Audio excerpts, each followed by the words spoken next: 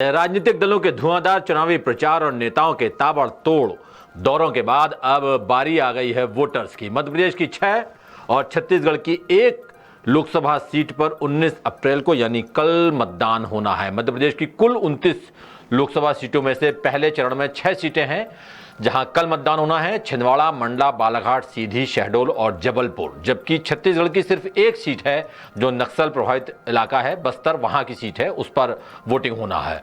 और इसलिए आज के सूत्रधार में 10 सूत्र लेकर आया है इन पूरी सीटों का चुनावी विश्लेषण। मसलन किस पार्टी ने कहां कितनी ताकत झोंकी, क्या कहते हैं सियासी और जातिगत समीकरण, कौन से अहम मुद्दे हैं और कहां किसका पड़ला है भारी। 10 सूत्र के एडिटर रविकांत दीक्षित और रायपुर से हमारे ब्यूरो हेड अरुण तिवारी की खास रिपोर्ट में देखिए एमपीसीजी में पहले चरण की कुल 7 लोकसभा सीटों का पूरा लेखा जोखा। सबसे पहले बात करते हैं मध्य प्रदेश की सबसे हॉट सीट छिंदवाड़ा की। छिंदवाड़ा सीट पर बीजेपी और कांग्रेस में सीधी टक्कर है और ये सीट दोनों पार्टियों के लिए साख का सवाल है। कांग्रेस के सामने यहां अपना किला बचाने की चुनौती है तो बीजेपी जीत दर्ज करके अपना सूखा खत्म करना चाहती है। छिंदवाड़ा सीट पर पूर्व मुख्यमंत्री कमलनाथ के बेटे और मौजूदा सांसद नकुलनाथ कांग्रेस से ताल ठोक रहे हैं, जबकि बीजेपी ने विवेक बंटी साहू को मैदान में उतारा है। छिंदवाड़ा लोकसभा क्षेत्र की 75% आबादी गांवों में रहती है और यहां आदिवासियों के वोट निर्णायक साबित होते हैं। छिंदवाड़ा का किला भेदने के लिए बीजेपी कोई कसर नहीं छोड़ना चाहती है। यही वजह है कि पार्टी ने इस सीट पर पूरी ताकत झोंक दी। केंद्रीय गृह मंत्री अमित शाह ने छिंदवाड़ा में रोड शो किया। सीएम डॉक्टर मोहन यादव ने आधा दर्जन से ज्यादा दौरे किए। कैलाश विजयवर्गीय शुरुआत से ही यहां डेरा जमाए हुए हैं। बीजेपी ने कांग्रेस के वरिष्ठ नेताओं और कमलनाथ के खासम खास दीपक सक्सेना, महापौर विक्रम आहाके और विधायक शाह को अपने पाले में कर रणनीतिक तौर पर कांग्रेस को कमजोर कर दिया। इधर 1997 के उपचुनाव को छोड़ दें तो 44 साल में कांग्रेस कभी भी छिंदवाड़ा का रण नहीं हारी। कमलनाथ लगातार जनता के बीच अपने काम का हवाला दे रहे हैं। वो बता रहे हैं कि 4 दशक में उन्होंने किस कदर जनता की सेवा की है।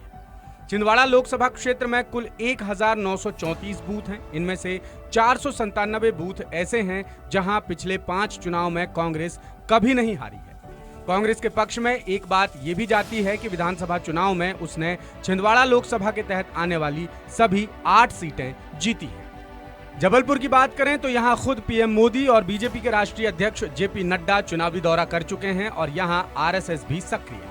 यहां 7 बार से बीजेपी के उम्मीदवार जीतते आ रहे हैं। इस सीट पर जीत तय करने के लिए मुख्यमंत्री डॉक्टर मोहन यादव और बाकी नेता भी जोर लगा चुके हैं। यहां अपना झंडा बुलंद करने के लिए कांग्रेस के पसीने छूट रहे हैं। फिलहाल जबलपुर लोकसभा क्षेत्र की 8 में से 7 विधानसभा सीटों पर बीजेपी काबिज है।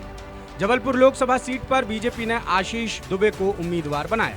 उन्हें पार्टी की परंपरागत सीट होने का फायदा मिल सकता है। बीजेपी की शक्ति केंद्र समेत बूथ तक की रणनीति कांग्रेस से काफी मजबूत नजर आती है। वहीं राष्ट्रीय स्वयंसेवक संघ भी यहां अपनी सक्रिय भूमिका निभा रहा है। कांग्रेस ने जबलपुर से दिनेश यादव को उम्मीदवार बनाया है, जिन्होंने प्रचार में खूब जोर लगाया। उन्होंने लोगों के घर घर जाकर वोट के साथ नोट भी मांगे। दावा किया गया कि पार्टी के पास फंड की कमी है और उनका ये सियासी नवाचार खूब चर्चा में भी रहा। दिनेश ग्रामीण कांग्रेस जिलाध्यक्ष रह चुके हैं और महापौर का चुनाव भी लड़ चुके हैं। ऐसे में दिनेश यादव को ओबीसी वोटर्स से काफी उम्मीद है। अगली सीट है बालाघाट, जहां बसपा बीजेपी और कांग्रेस का सियासी गणित बिगाड़ सकती है। बालाघाट लोकसभा क्षेत्र इन दिनों कुछ अलग ही वजह से चर्चा में है। यहां से बसपा उम्मीदवार कंकर मुंजारे और उनकी पत्नी कांग्रेस विधायक अनुभा मुंजारे के बीच विचारधाराओं की लड़ाई चल रही है। अनुभा कांग्रेस का प्रचार कर रही हैं, जिससे नाराज होकर उनके पति कंकर ने घर छोड़ दिया है। अंबेडकर जयंती के दिन कंकर ने बड़ी रैली कर बीजेपी और कांग्रेस को चिंता में डाल दिया। यानी उम्मीद है कि वो सीधे तौर पर दोनों पार्टियों के वोट काटेंगे। बालाघाट लोकसभा क्षेत्र की 8 विधानसभा सीटों में से 4 पर बीजेपी और 4 पर कांग्रेस का कब्जा है। बीजेपी ने बालाघाट से भारती पारधी को टिकट दिया है। पार्टी के बड़े नेता लगातार भारती के पक्ष में चुनावी सभाएं कर रहे हैं और स्थानीय बीजेपी नेता भी यहां एकजुट नजर आ रहे हैं। भारती को करीब 24% पवार वोटों का फायदा मिलने की उम्मीद। बालाघाट सीट से कांग्रेस ने जिला पंचायत अध्यक्ष सम्राट सरस्वार को टिकट दिया। प्रदेश कांग्रेस अध्यक्ष जीतू पटवारी बालाघाट के 3 दौरे कर चुके हैं, लेकिन बीजेपी की तैयारी के आगे ये कमतर है। इस सीट पर करीब 22% आदिवासी वोटर्स हैं और सरसवार इनके बीच सक्रिय है, लिहाजा उन्हें आदिवासियों के वोट मिल सकते हैं। मंडला लोकसभा सीट की बात करें तो यहाँ बीजेपी के खिलाफ नाराजगी की खबरें। यहाँ बीजेपी के मौजूदा सांसद और कांग्रेस के विधायक के बीच सीधी टक्कर।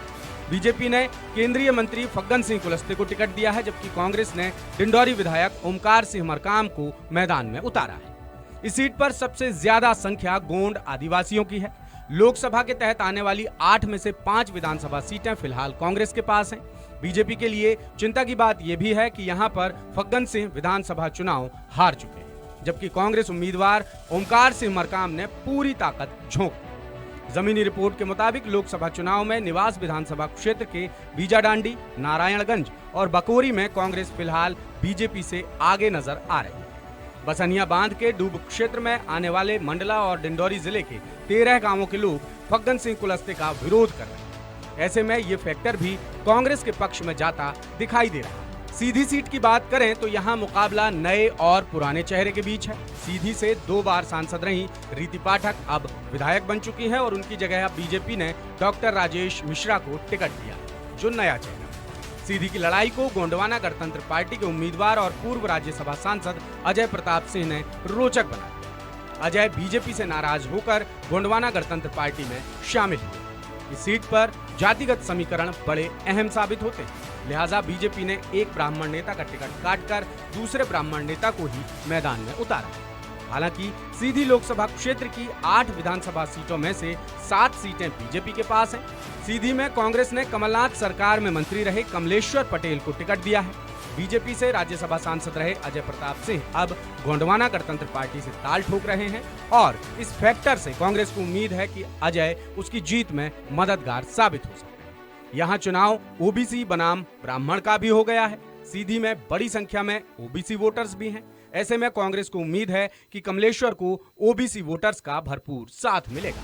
शहडोल सीट पर भी सांसद और विधायक के बीच सियासी जंग है। बीजेपी ने मौजूदा सांसद हिमाद्री सिंह को टिकट दिया है, जबकि कांग्रेस ने विधायक फुंदेलाल मार्को को उतारा है। इस सीट पर आदिवासी वर्ग की सबसे ज्यादा संख्या है, जो बीजेपी से नाराज बताए जा रहे हैं। हिमाद्री सिंह राजघराने से ताल्लुक रखती हैं, लिहाजा कांग्रेस इसी मुद्दे को भुनाना चाहती है कि हिमाद्री क्षेत्र में जनता के बीच नहीं पहुंचती। इस सीट को साधने के लिए प्रधानमंत्री नरेंद्र मोदी पकरिया गांव में आदिवासियों से संवाद कर चुके हैं। बीजेपी की कोर टीम और आरएसएस भी यहां सक्रिय है। बीजेपी के लिए अच्छे संकेत ये हैं कि लोकसभा क्षेत्र की 8 में से 7 विधानसभा सीटें फिलहाल बीजेपी के पास हैं। वहीं कांग्रेस को उम्मीद है कि हिमाद्री की निष्क्रियता का मुद्दा जनता के बीच असर कर जाए। राहुल गांधी इस सीट पर सभा कर कांग्रेस उम्मीदवार के पक्ष में वोट मांग चुके हैं। शहडोल आदिवासी बाहुल्य क्षेत्र है और फुंदेलाल मार्को उनके बीच काफी सक्रिय है।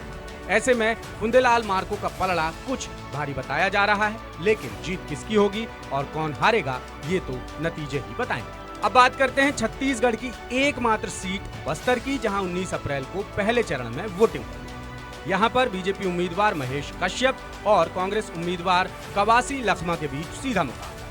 बीजेपी ये सीट कांग्रेस से छीनना चाहती है तो कांग्रेस इस पर अपना कब्जा बरकरार रखना चाहती है। यहाँ पर महिलाएं विनिंग फैक्टर हैं और पीएम मोदी, अमित शाह, राजनाथ सिंह और राहुल गांधी जैसे दिग्गज नेता अपने अपने उम्मीदवार के पक्ष में चुनावी सभाएं कर चुके हैं। बस्तर फतेह के लिए बीजेपी को मोदी की गारंटी के तहत महतारी वंदन योजना और कांग्रेस को राहुल गांधी की नारी न्याय गारंटी पर भरोसा है। बस्तर लोकसभा क्षेत्र की 8 विधानसभा सीटों में से फिलहाल बीजेपी के पास 5 और कांग्रेस के पास 3 सीटें।